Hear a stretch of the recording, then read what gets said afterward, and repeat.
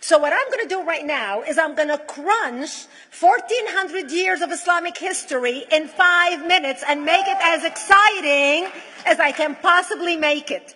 Because I hated history when I was a little girl. At this age, I appreciate history. And now I understand why they say those who don't learn from history are doomed to repeat it. In order for you to understand why Western civilization is very different than the Islamic world, you need to understand the history of Islam. When Prophet Muhammad supposedly revealed his revelation from the angel Gabriel that he is supposed to be the last of the prophets in the early 600s, he started preaching in his own city, Mecca. He tried to recruit friends and followers to be able to spread his religion. And he tried for 12 years and failed. And after 12 years, he was only able to recruit his immediate family and friends. So he decided, if I go to Medina, which was the Jewish hub of Arabia, the business hub where the Jews lived, if I go there and preach my religion to them, if they accept me, that will buy me respect and stature between my own people, and they will accept me. So Prophet Muhammad started borrowing a lot from the Old Testament to make his religion more palpable to the Jews, to make it a lot similar. This is why you see a lot of similarities between Judaism and Islam. For example, Jews don't eat pigs, Muslims don't eat pigs. Jews pray a few times a day, Muslims pray a few times a day. Jews fast on Yom Kippur, Muslims fast on Ramadan. And this is why you started seeing a lot of good writing in the beginning of the Quran when Prophet Muhammad was saying all the good things about the people of the book. He took his message and went to Medina trying to recruit the Jews, talking about the people of the book, talking about how similar the two religions are. When they refused to accept him and follow him as the last of the prophet, that's when he turned against them and started killing them and started expelling them. That's when Islam went from a spiritual movement for the first 12 years of Islam into a political movement cloaked in religion after the year of the Hijrah, after Muhammad went to Medina and the Jews did not accept him. He became a military warrior and declared war on them and started expelling them. Jews and Christians became dhimmi, or second-class citizens. They were only allowed to stay alive and not be killed only by paying the jizya or the protection tax. So they had a choice: convert to Islam, or if you want to stay alive, you have to pay the jizya or protection tax, living as dhimmi in the Islamic nation. Christians and Jews could not ring church bells. Jews could not blow the shofar. Christians could not ring church bells. They could not pray publicly. Christians and Jews could not gather together and build new churches or new temples. And the way they paid the jizya or the protection tax was in a monthly ceremony where they would get together downtown and the Jew would kneel on his knee and hand his goods to the mullah, who would take the goods as the price for buying the protection. And in many areas, Jews and Christians were given necklaces to wear as a receipt that they paid their jizya or their protection tax. Jews considered najis under Islam. Najis is bodily fluid. Najis is garbage. Najis is dogs. Najis is dirty. So Christians and Jews were treated as second-class citizens. Islam continued to grow. As Islam grew, more people became dhimmi, or second-class citizens. Jews and Christians were given identifiable clothing. The yellow star, which was given to the Jews that most people think is a German invention. It was actually an Islamic invention in the 9th century in Iraq by the second Khalif al-Mutawakkil of Iraq, who invented the yellow star for the Jews to be identified as they walked down the street. Because Jews were considered najis, if a Muslim man or a Jew walked on the same side of the street, the Jew had to cross the other side so the Muslim man can walk, so he's not dirtied by the filth of the Jew. Christians were given the zunnar, the belt, which most of you men are wearing right now. That was an Islamic invention for the Christians. Islam continued to grow. They went all the way to Jerusalem. They conquered Jerusalem. Christians couldn't ring their church bells in Jerusalem. The Pope in Rome in 1090 told the Christians, how could you sit idly by and allow your brethren to suffer like this in the Holy Land? You need to go liberate the Christians. You need to go help the Christians. That's why the Crusaders were launched. The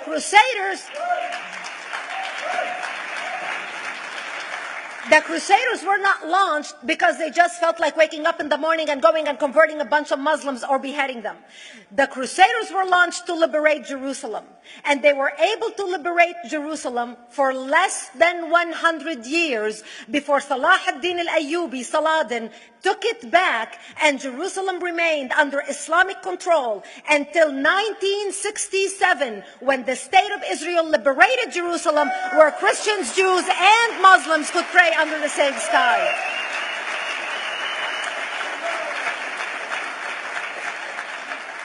The Crusaders continued fighting Islam, and for 300 years they tried and failed. And by the 1300s, the Crusaders disappeared because they could not win against Islam. Islam continued to expand. They went all the way to Central Europe. They went all the way to China. They went to India. They conquered Spain. They changed the name of Spain from Spain to Andalusia. And they started, as they advanced, as they conquered more nations, more people paid the jizya, or the protection tax. And this is how the Islamic Empire grew. It went all the way until they was stopped at the gates of Vienna on 9/11. 9/11 is not a date that Osama bin Laden just picked out of a hat. 9/11 is a symbolic date in the Islamic calendar. By the 1600s, Islam had covered more of the earth's surface than the Roman Empire did at its peak. Between the 1600s and the 1800s, the Europeans were experiencing the European Industrial Revolution, where the Europeans were able to invent products on factory lines, where they are able to make money and sell products, which gave them the money to build a strong army in order to fight the Muslims. And that's how they were able to stop them at the gates of Vienna on 9/11. The Europeans started the pushback against Islam. They pushed them out of Europe. They pushed them out of all the way to the Middle East and North Africa. By 1924, the Islamic Empire ended. In 1924, the Islamic Caliphate ended in Turkey by President Ataturk, who was a secularist. He ended the Islamic Empire, and he gave women rights to vote. He gave women a right to an education, a right to work, a right to choose a husband. He forbid women from wearing the hijab. He forbid men from wearing the beard. The Muslims hate him so much that they consider him a Jewish agent, because they believe that his mother and her bloodline was Jewish, and that was the influence on Ataturk. By the time the Islamic Empire, or the Islamic Caliphate, or the Islamic State ended in 1924, the Islamic Caliphate had existed for 1400 years, and it ended less than 100 years ago. By the time the Islamic Caliphate ended in 1924, 270 million people around the world were killed by Islam. 270 million. And we didn't have weapons of mass destruction, and there was nuclear weapons. All of these people were killed, butchered by the sword. The people in the world, less than 100 years ago, how many people knew this history? Please raise your hand. We in America have failed to educate our children about history. We in America failed to educate our population about history. Our children in high school, you take any 17, 16-year-old kid, 18-year-old kid, and ask them about World War II. They can't even tell you what happened in World War II. For them, it's ancient history, and we still have our World War II veteran walking among us. That's how little we know of history. Islam ended in 1924, the Caliphate. People thought the Caliphate will never be resurrected. The Caliphate will never come back. But two things happened in the Middle East in the last century that made the Islamists be able to resurrect the Caliphate. Number one is the discovery of oil in Saudi Arabia, which we were able to discover and were stupid enough to allow them to nationalize it. And the number two that happened was Ayatollah Khomeini coming to power in 1979. That gave the Islamists the money and also the spiritual covering in order to explode on the world stage. And people say, oh, well, the Wahhabis exported their Wahhabi radical religion. The Wahhabis are the name of Wahhab. They're not a different sect of Islam. They follow the authentic preaching of Prophet Muhammad, the way Prophet Muhammad lived and practiced his religion. This is why neither you or me or any infidel can step a foot in Mecca, because as far as they're concerned, we are filth. And as infidels, we're not allowed to step a foot, not President Obama and not anybody else. As a matter of fact, Al-Qaeda used to use Saudi Arabia and its success as an excuse to recruit members, as the example to show them how Allah has blessed Saudi Arabia because of the way they adhere to the tenets of Islam. And today we talk about ISIS. ISIS is not a new invention. ISIS resurrected the caliphate that ended less than 100 years ago. Except we are too ignorant and too uninformed to understand what ISIS is doing and why ISIS is succeeding.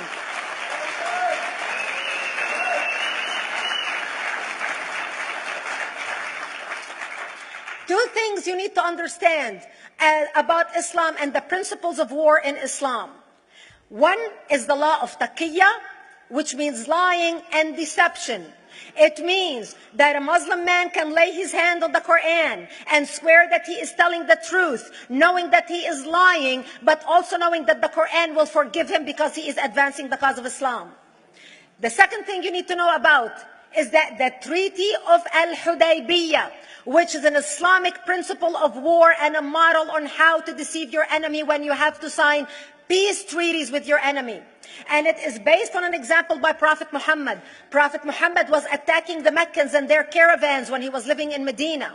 One day he attacked them because this is how he got the goodies. He would attack them, rob them, and spread the goodies among his men. And this is how he was able to recruit, because this is how people made money without working.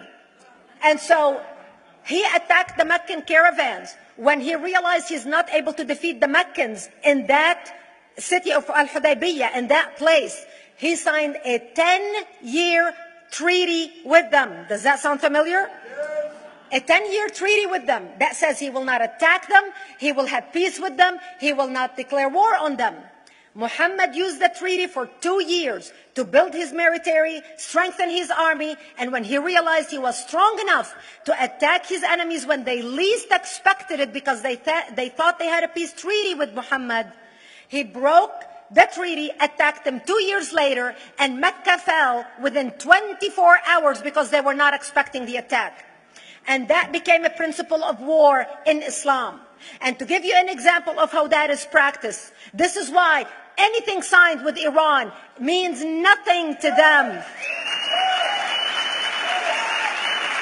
And to give you an example of how this law has been put to use in recent history, Yasser Arafat, who's not an Islamist, but he is a Muslim, met with the Israelis and signed the Oslo Accord in 1993. Remember all the handshaking at the lawn of the White House? The Oslo Accord, Yasser Arafat used the peace treaty, the Oslo Accord with Israel, to get Israel to bring him back and give him his territory, finance his military, train his police, and give his police the weapons. Yasser Arafat broke the Oslo Accord 8 years later, didn't even wait 10 years, and declared the second intifada in 2000, and all hell broke loose. He used the same treaty to win and deceive against his enemies and deceive his enemies. When Jordanian press, after Yasser Arafat signed the Oslo Accord with Israel, and Egyptian press would interview Yasser Arafat, and they would say, how could you sign a peace treaty with the devil? How could you sign a peace treaty with the Jews? Yasser Arafat will tell them, remember Hudaybiyah. That's all he would have to say. The whole Muslim world knew exactly what Yasser Arafat was talking about. We in the West and the Jews in Israel, it was over their heads. Nobody understood what Hudaybiyah was referring to. And this is the type of deception that we are dealing with. So when Iran signs a peace treaty with the United States for 10 years, they are using us as useful idiots, as gullible, ignorant people who are signing a peace treaty with the devil in order for Iran to continue her thing. In this deadly game of thrones, there's no place for America or for Israel. We don't have to gamble with our future and with our children's future. Elie Wiesel. And I wish I could promise you, Elie, that the lessons of history have been learned. That is why it is so important to be wise about who we're going to put in the White House next year.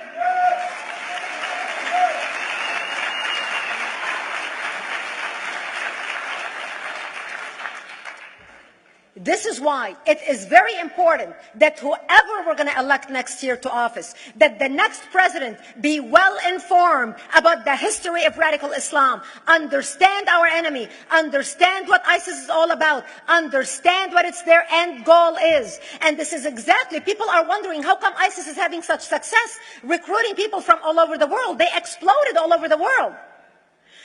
The Pew Research did a poll. And of course, the Pew Research is not Brigitte Gabriela, is not Fox News, is not Tony Perkins.